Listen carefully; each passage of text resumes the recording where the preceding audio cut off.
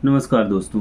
जैसा कि आप लोगों को सबको पता है कि 2026-27 के एडमिशन चालू हो चुके हैं। और अगर आप मध्य प्रदेश के निवासी हैं तो आपके लिए मतलब जो अगर आप देख रहे हैं कि आरटीई के तहत आपको एडमिशन कराना किसी आप प्राइवेट स्कूल में भी आप चाहते हैं कि हमारे बच्चों की अच्छी शिक्षा हो सके और ज़्यादा फीस भी ना लगे, तो उसके लिए ये वीडियो है कि जैसे कि आरटीई के तहत सरकार ने कुछ कानून बनाए हैं, तो उस विषय में हम आज चर्चा करने वाले हैं। जैसे कि ऑनलाइन आवेदन कैसे करना है और आप वो आवेदन करेंगे तो उसमें क्या क्या प्रोसीजर लगेगा, जैसे कि उसमें आपको क्या फ़ीस है, आपको क्या डॉक्यूमेंट लगेंगे, और उसके बाद जब आप आवेदन कर देते हैं उसके बाद फिर क्या करना है। तो वो सब सारी विषय के बारे में, सब सारी चीज़ों के बारे में हम आज चर्चा करने वाले हैं। हम आपको स्टेप बाय स्टेप वो फॉर्म फिल करके दिखाएंगे कि कैसे इसमें फॉर्म फिल किया जाता है और फिर इसके बाद क्या करेंगे अगला स्टेप। तो वो हम आपको पूरा एक प्रोसीजर जो है, तो वो सब सारी चीज़ें। उसके पहले अगर आप यूट्यूब में अभी नए हैं तो आप हमारे चैनल को सब्सक्राइब कर लीजिएगा और बेल आइकन ज़रूर दबाइएगा, जिससे कि हमारी जो अगली वीडियो है उसका नोटिफिकेशन आपको मिलता रहे। ठीक है, तो चलिए वीडियो को शुरू करते हैं, चलते हैं हमारी वीडियो स्क्रीन पर। तो दोस्तों हम गूगल के डैशबोर्ड पे आ गए हैं। अब यहाँ पे RTE MP right to education डालेंगे तो यहाँ पे पहला ही साइड ऐसा खुल के आती है, आरटीई पोर्टल एमपी गवर्नमेंट। ठीक है, इसको ओपन करेंगे तो यहाँ पे हम देखेंगे एक पॉपअप विंडो आता है जिसमें एक सूचना रखी रहती है कि शिक्षा का अधिकार अधिनियम के तहत अशासकीय स्कूलों की प्रथम प्रवेशी कक्षा में ऑनलाइन प्रवेश आवेदन सत्र 2026-27 की प्रतिक्रिया दिनांक 13 मार्च 2026 से 28 मार्च 2026 तक प्रारंभ है। पोर्टल पर आवेदन करने के पूर्व निर्देशों का अच्छे से ध्यान करें। पोर्टल पर आवेदन करने के पश्चात पावती का प्रिंट आउट लेकर मूल दस्तावेजों सहित सत्यापन केंद्र पर सत्यापन अवश्य कराएं, अन्यथा आवेदन निरस्त हो जाएगा। तो इसका यही दिशा निर्देश है कि जो ये इसमें लिखा हुआ है उसको प्रॉपर पढ़ें और उसके आगे उसकी प्रतिक्रिया करें। ठीक है, तो ये हम राइट टू एजुकेशन आरटीई के पोर्टल पे आ गए हैं, जो हमें मध्य प्रदेश सरकार ने मतलब ये 2009 में से चालू किया था कि जो मतलब गरीब बच्चे हैं उनको भी मतलब इसमें, जैसे कि कोई बड़ी स्कूल है अगर वहाँ पे है ना, तो एडमिशन वहाँ पे भी करा सकते हैं ना। तो ये सरकार की तरफ से तो मॉड्यूल हैं। ये मॉड्यूल में आप ये देख पा रहे हो कि जैसे स्कूल मान्यता प्रदान, स्कूल प्रबंधन, छात्र प्रबंधन, आरटीई के तहत ऑनलाइन, तो ये सब। तो हम चलते हैं आरटीई आवेदन की तरफ। ठीक है ना, तो आरटीई का जैसे हम पोर्टल खोलते हैं इधर, तो शिक्षा के अधिकार कानून 2009, निजी विद्यालय निःशुल्क प्रवेश 2026-27। ठीक है, तो शिक्षा के अधिकार कानून ये सब चीज़ें। अब इस पे हम आते हैं, यहाँ पे हम देखेंगे कि आवेदन प्रक्रिया के अंदर जैसे आवेदन पंजीयन होता है, तो हम जब आवेदन करेंगे उसका जो पहला प्रोसेस होता है पंजीयन करने का, तो यहाँ से हम ऑनलाइन फॉर्म फिल करेंगे।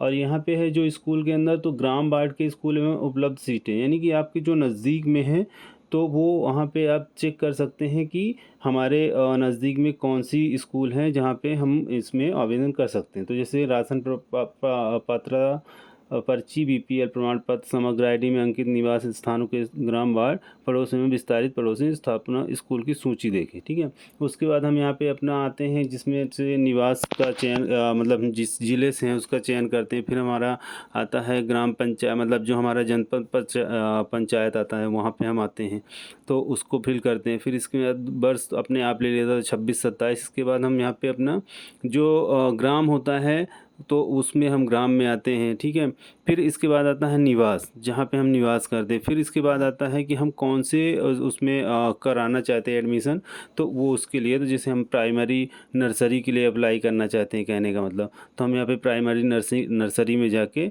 इसको क्लिक करेंगे। ठीक है, उसके बाद यहाँ पे कैप्चा है, कैप्चा भरेंगे। कैप्चा भरने के बाद इसको मतलब उसको क्लिक करेंगे तो वहाँ पे जो भी सूची है वहाँ पे पूरी लिस्ट आ जाएगी हमारे जो नज़दीक में कौन कौन सी स्कूलें हैं जहाँ पे हमारे आरटी के तहत। और इसमें स्कूल आईडी है जो आप ये देख पा रहे हैं। और स्कूल आईडी के बाद यहाँ पे हम उसको देख के जब हमको ज़रूरत पड़ती है तो वही स्कूल आईडी को ही वहाँ पे डाला जाता है, और आरक्षित सीटें कि कौन कौन सी स्कूल में कितनी सीटें हैं ऐसा करके, तो आप यहाँ पे पहले चेक कर लेंगे। चेक करने के बाद आप उसको फिर अप्लाई कर सकते हैं। तो ये आपकी जानकारी के लिए रहता है। फिर इसके बाद हम जाते हैं आवेदन पंजीयन में, ठीक है। तो उसको जैसे ही क्लिक करते हैं तो उसके बाद जब हम क्लिक करेंगे तो उसके बाद उसमें जो भी प्रोसेस होता है वो सब सारी चीज़ें करते हैं, ठीक है, भरते हैं। तो यहाँ पे आता है कि जैसे कि आरटी ऑनलाइन आवेदन हेतु ओटीपी के माध्यम से आवेदन का मोबाइल नंबर सत्यापित करें, ठीक है। फिर इसके बाद हम यहाँ पे अपना वो मोबाइल नंबर डालते हैं जिसमें से हमारा ये आधार कार्ड से लिंक होता है, जिसमें हम ओटीपी प्राप्त कर सकते हैं जो। तो यहाँ पे हम आते हैं, सबसे पहले तो हम अपना मोबाइल नंबर जो होता है तो उसको हम प्रविष्ट करते हैं। फिर उसके बाद हम उसको जो दोबारा है तो वो दोबारा भी वहाँ पे हम मोबाइल नंबर हम प्रविष्ट करेंगे। उसके बाद हम उसको इसका जो कैप्चा रहेगा उसको हम भरेंगे। तो चलिए हम इसको प्रोसेस करते हैं, ठीक है। तो ये मैंने मोबाइल नंबर डाल दिया, दोबारा डाल दिया इसमें मोबाइल नंबर। उसके बाद हम यहाँ पे इसका कैप्चा भर दिए और इसको हम ओटीपी के लिए क्लिक करेंगे। तो जैसे ही क्लिक करेंगे तो यहाँ पे दर्ज ओटीपी नंबर आ गया। तो जैसे हमारा ओटीपी आ गया, हम यहाँ पे ओटीपी को डालेंगे और ओटीपी जो हमारे मोबाइल नंबर पे आया है उसको हम फिर सबमिट करेंगे। सबमिट जैसे ही करेंगे मोबाइल नंबर वैलिडेट हो गया है, सक्सेसफुली हो गया है। फिर अब यहाँ पे आती है हमारी घोषणा पत्र कि हमने जो ये आवेदन किया है इसमें हम मैं प्रमाणित करता हूँ या करती हूँ कि ऐसे शिक्षा संबंधित जो भी है मैं गलत इन्फॉर्मेशन नहीं है और ये हमारे जो अधिकार हैं। और यहाँ पे हमारा जो मतलब जैसे कि आधार कार्ड से अब यहाँ पे हमें वैलिडेट करना है। तो यहाँ पे हम अपना आधार कार्ड मतलब बच्चे का आधार कार्ड डालना है जिसका मतलब जिस बच्चे का एडमिशन करवाना है। तो उसका यहाँ पे 12 अंकों का आधार कार्ड डलेगा। उसके बाद हम फिर यहाँ पे पुनः प्रविष्ट करने में बच्चे का तो वहाँ पे भी पुनः प्रविष्ट करेंगे और कॉपी पेस्ट कर देंगे और ओटीपी के माध्यम से इसका केवाईसी हो जाएगा। अब जैसे यहाँ पे केवाईसी हो गया, आधार कार्ड जो नंबर रहेगा आधार कार्ड में आपने जो दिया हुआ रहता है वो आपका आधार कार्ड में, तो उसी में ओटीपी आ जाता है। वही ओटीपी हम यहाँ पे वैलिडेट कर देते हैं। तो जैसे ही हम वैलिडेट करते हैं उसके बाद एक सक्सेसफुल का आधार ऑथेंटिकेशन सक्सेसफुली ओके हो जाता है, ठीक है। उसके बाद हमको यहाँ पे ऑनलाइन आवेदन जो रहता है यहाँ पे उसकी एक प्रोसेस हो जाती है जिसमें ये सब लिखा होगा। निःशुल्क और अनिवार्य शिक्षा का अधिनियम 2009 की धारा कि कमजोर एवं वंचित समूहों के निःशुल्क आवेदन पत्र 26-27 आवेदन पत्र डाउनलोड करने स्कूल की जानकारी, प्रवेश के आवेदन एवं सीट की स्थिति आईटी पोर्टल पर उपलब्ध है, ठीक है। फिर इसके बाद आवश्यक सूचना है तो जो इसमें मेन है इसके लिए दिनांक 31/7/2026 की स्थिति में कक्षा नर्सरी में न्यूनतम आयु 3 से 4 वर्ष 6 माह, KG1 में न्यूनतम आयु 4 से 5 वर्ष 6 माह एवं कक्षा 1 में न्यूनतम आयु 6 से 7 वर्ष 6 माह है। दिनांक 30/9/2026 की स्थिति में प्रवेशार्थी का विवरण कृपया संपूर्ण जानकारी कैपिटल लेटर में भरें। जैसे कि प्रवेशार्थी का 9 अंकों का समग्र आईडी हो गया, ठीक है।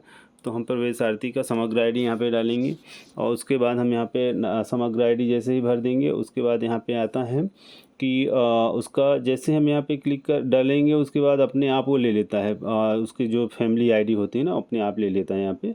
और फिर उसके बाद वो जो प्रवेशार्थी के निवास एवं संपूर्ण जानकारी प्रमाण पत्र के अनुसार रहता है तो उसमें जो भी ऑलरेडी हमारे समग्र आईडी में रहेगा वो ऑलरेडी ले लेता है। यहाँ पे मोबाइल नंबर हो गया, पता हो गया, है ना। अब उसके बाद जो बचता है तो हमारे जैसे मोहल्ला जो आपका होता है वो आप गली मोहल्ला का यहाँ पे एड्रेस डाल सकते हैं। उसके बाद आता है कि आप दोबारा यहाँ पे मोबाइल नंबर अपना डालें, ठीक है। अगर वही मोबाइल नंबर डालना है तो ठीक है, नहीं तो दूसरा भी डाल सकते हैं बट हम चाह रहे हैं कि हम वही वाला डालें, ठीक है ना। फिर यहाँ पे दोबारा डाल सकते हैं, यहाँ पे दर्ज कर सकते हैं। इसमें ईमेल आईडी है, आपका ईमेल आईडी है आपके पास तो ईमेल आईडी आप डाल दीजिए जिसमें कि आपका कुछ भी इंफॉर्मेशन है तो वो आपके मेल आईडी में भी जाती रहे, है ना। तो यहाँ पे आप ईमेल आईडी भी डाल देते हैं। फिर उसके बाद आप जैसे ही ईमेल आईडी डालते हैं उसके बाद आपका जन्म प्रमाण पत्र के अनुसार प्रवेशार्थी एवं माता पिता अभिभावक की जानकारी अंग्रेजी कैपिटल में लेटर में भरें। अब यहाँ पे जैसे कि उस बच्चे का नाम आ गया जिसका नाम डालना है। उसके बाद यहाँ पे ये जो हमने ये डाला हुआ है समग्र आईडी उसी में अब उसमें उसके मम्मी पापा का भी नाम आ जाता है ऑलरेडी जो उसमें डाला हुआ रहता है समग्र आईडी में, ठीक है। तो यहाँ पे जैसे मैंने नाम डाला उसका फिर दोबारा इसमें डालना पड़ेगा कि आप कौन सी मतलब आपका सर नेम और नेम क्या है। फिर उसके बाद आप यहाँ पे अपना उसका जन्म तिथि जो उसमें समग्र आईडी के आधार पे जो आप KYC कराते हैं उसमें ऑलरेडी रहता है, फिर भी वो दोबारा मांगता है। फिर आप कौन से कैटेगरी से आते हैं, आप फीमेल हैं या मेल हैं, आपको वो चुनना होता है। तो जैसे यहाँ पे फीमेल है, लड़की के लिए भरा जा रहा है फॉर्म, ठीक है। फिर भी ये उसका OBC किस में है, OBC में है तो OBC आप डालिए, आप जो जिस वर्ग में आते हैं उस वर्ग में डालिए, ठीक है। तो ऑलरेडी जब आप जो समग्र आईडी जब करेंगे तो उसमें ऑलरेडी आ जाता है। यहाँ पे जैसे पिताजी का नाम हो गया, उनके माता का नाम हो गया बच्ची के, फिर यहाँ पे पिता की समग्र आईडी आएगी और आप देखेंगे कि फिर नीचे है माता जी की भी समग्र आईडी है। तो जैसे पिताजी की हो गए, इसके बाद हम माता जी की समग्र आईडी कर देंगे। तो यहाँ पे ऐसे ही आप लोगों को भी फॉर्म फिल करना है, जैसे ये मैं करते जा रहा हूँ, आप लोगों को दिखाते जा रहा हूँ इसमें, ठीक है। इसके बाद हम आते हैं जैसे ये पूरा मेरा डैशबोर्ड हो गया। अब यहाँ पे आती है बात कि आप कौन सी कैटेगरी में आते हैं। जैसे कि प्रमाण पत्र में अंकित प्रवेश हेतु आरक्षित श्रेणी, तो आप कौन सी श्रेणी में आते हैं, ठीक है। तो यहाँ पे प्रमाण पत्र के अनुसार परिवार वैध जीवित BPL कार्ड हैं कि आप अनुसूचित जाति जनजाति के हैं प्रमाण पत्र, ऐसा आप पढ़ लीजिएगा। आपको जो आप उसमें आते हैं उसमें, और जो आपके पास डॉक्यूमेंट है उसको आप भर दीजिए। अब जैसे हम BPL वाले में हैं, ठीक है ना, तो BPL के लिए हमने यहाँ पे BPL नंबर डाल दिया, ठीक है। इसके बाद वो BPL कब बना था वो उसकी डेट डाल दिए, ठीक है ना यहाँ पे। फिर कि जब आपने आवेदन किया था, जब बन के आया था, और किसके द्वारा बना था वो भी BPL का उनका नंबर भी डालना होता है, नाम डालना होता है, ठीक है। वो हमने डाल दिया। उसके बाद हम यहाँ पे आते हैं प्रवेश हेतु स्कूल का चयनित, उनका आप जिस स्कूल में, और आपको 3 स्कूल चुनने होते हैं, ठीक है। तो जैसे मैंने इसमें मैं ये दिखाने की कोशिश कर रहा हूँ क्योंकि मैंने नर्सरी में ऑलरेडी भर चुका रहा हूँ, ठीक है ना, बच्ची का। तो अब दोबारा मैं नहीं चाहता कि मैं दोबारा उसमें करूँ। आप उसमें आप कर सकते हैं आप अपने हिसाब से, ठीक है ना। बस प्रोसेस यही है। तो आप यहाँ पे आएंगे, 3 पहले स्कूल का कर देंगे, उसके बाद यहाँ पे आप फिर से आवेदन सत्यापन हेतु अपने निकटतम जन शिक्षा केंद्र को चुनना है, ठीक है। फिर जैसे आप यहाँ पे सतना हो गया, आपका जो भी मतलब डिस्ट्रिक्ट आता वो कीजिए। और यहाँ पे आप ना, तो यहाँ पे आप फ़ोटो जैसे करेंगे तो फ़ोटो में कैसा है कि आप अगर 100 MB के अंदर की आपको फ़ोटो इमेज करनी है तो उसको आप कंप्रेस करके भी यहाँ पे कर सकते हैं। वो ये चूज फाइल है कि जो आपने, जैसे कि आपका राशन कार्ड है तो आप राशन कार्ड का वो प्रिंट स्कैन किया हुआ है फ़ोटो है आपके पास, तो उसको आपको डालना। जैसे कि आप यहाँ पे देख रहे हैं जो जिसने बनाया था और कौन सी डेट है वो सब उसमें है। तो ये आप इसको भी 500 MB KB के अंदर करके भी इसको PDF या फाइल में ऐसा कन्वर्ट कर सकते हैं। फिर इसके अतिरिक्त है कि जैसे आपने कुछ गलत कर दिया तो गलत विकल्प में यहाँ से आप जाके बैक कर सकते हैं, और बैक करने के बाद आप उसको फिर से सुधार कर दें। अगर आपका सब कुछ हो गया है तो स्कूल विकल्प सेव करके उसको सेव कर देंगे। तो जैसे ही सेव करेंगे मतलब आपने सब कुछ पढ़ लिया है, समझ लिया है ना, और ये सत्यापित कर दिया कि हाँ मैंने जो चीज़ भरी है वो मेरे मतलब मैंने सब सही ही भरी है। मतलब ऐसा कुछ होगा तो गलत पाया जाएगा तो मतलब मेरे ऊपर ही बात में मिलती है, ठीक है। यानी तो वो प्रिंट आउट आप निकाल के यहाँ पे, जैसे कि आवेदन प्रपत्र डाउनलोड करने, स्कूल की जानकारी, प्रवेश के नियम, आवेदन की सीट की स्थिति उपलब्ध है, ये तो हो गया, ठीक है ना। तो दोस्तों जानकारी कैसी लगी बताइएगा ज़रूर कमेंट बॉक्स में, और हम आप लोगों के कमेंट का इंतज़ार करेंगे। जैसा भी जो भी लगेगा तो हम आप बताइएगा, तो मैं आप नेक्स्ट बार में और भी कुछ ऐसी चीज़ें लेके आऊँगा जो मतलब यूनिक रहेगी और आप लोगों के लिए ज़रूरी रहेगी। तो हम ऐसे ही वीडियो बनाते रहेंगे। अब आप लोग हमारे वीडियो का ऐसे ही सपोर्ट करते रहिएगा। धन्यवाद।